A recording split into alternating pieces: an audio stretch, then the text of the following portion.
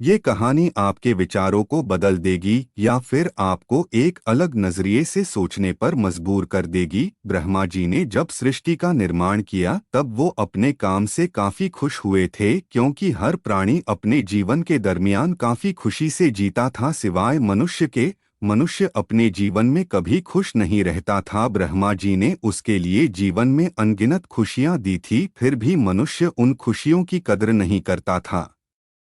इस समस्या के निवारण के लिए ब्रह्मा जी ने कई देवताओं और गुरुओं से विचार विमर्श किया। कोई कहता कि मनुष्य की बुद्धि भ्रष्ट हो गई है, किसी ने सुझाव दिया कि मनुष्य जानबूझकर ऐसा कर रहा है, इसलिए उसे दंड देना चाहिए। किसी ने कहा उसे खुशियों की अहमियत याद दिलाने की जरूरत है।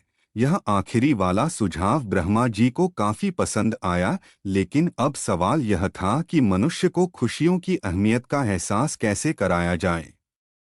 फिर से सभी से सुझाव मांगे गए। सबने सहमति से यह तय किया कि मनुष्य को जो खुशियां बेहद आसानी से मिलती है, उसे कठिन तपस्या और परिश्रम के बाद मिले, ऐसा कुछ किया जाए। एक देवता ने बताया कि अगर खुशियों को मनुष्य से दूर कहीं छुपा दिया जाए तो वह खुशियों को पाने के लिए परिश्रम करेगा, तब उसे खुशियों की सही अहमियत पता चलेगी।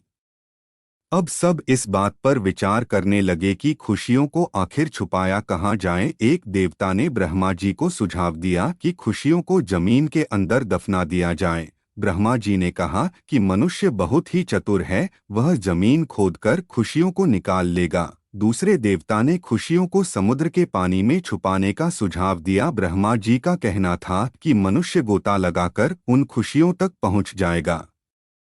आखिर ब्रह्मा जी के दिमाग में ही एक विचार आया। उन्होंने खुशियों को मनुष्य के ही अंदर छुपाने का तय किया। ब्रह्मा जी जानते थे कि मनुष्य चाहे जितना बुद्धिमान क्यों ना हो, वो खुशियों को सारी दुनिया में खोजेगा, लेकिन अपने अंदर कभी नहीं झांक कर देखेगा।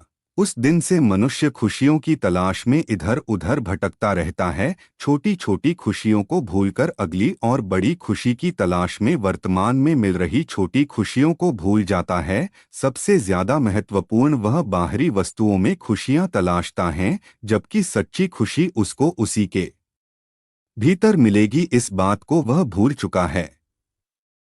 कृपया मेरे चैनल को सब्सक्राइब करें और लाइक कमेंट शेयर करें।